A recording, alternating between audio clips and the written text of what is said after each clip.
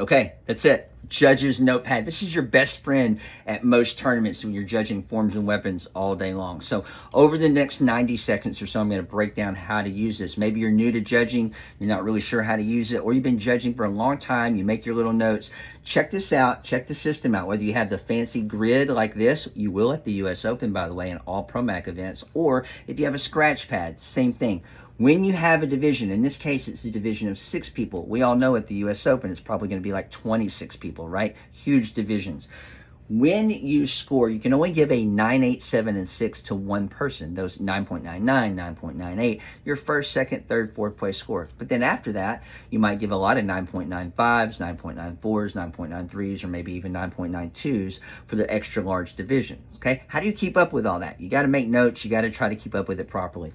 When you have a simple system like this, it's very, very easy. So writing the competitor's name or description. After that, you can make your little notes, like how did they do during their routine, what was good, what was bad, what was different, whatever.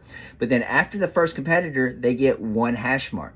You watch the second competitor. If they were better, they get 1, and the first competitor then gets a second one.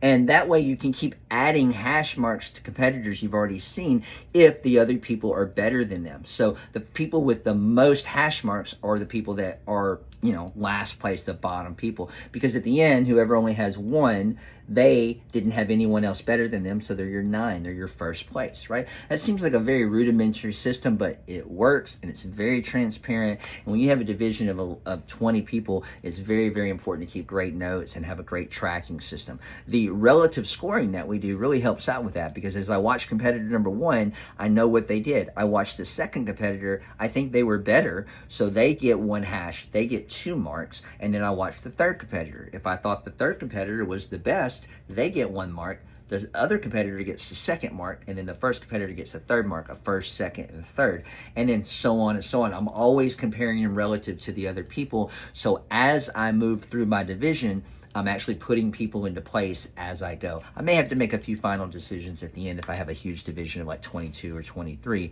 but as you go along with your notes and proper taking there, you're going to be able to be organized, you're going to know where you are, and you're going to be able to have a reason for that. So it works very well. Rewatch this over and over, make sure you understand it. If you have any questions, DM me or send me a message. I'm happy to break that down, but that's what we use at all of our events, and you'll have a chance to use these at the US Open next weekend.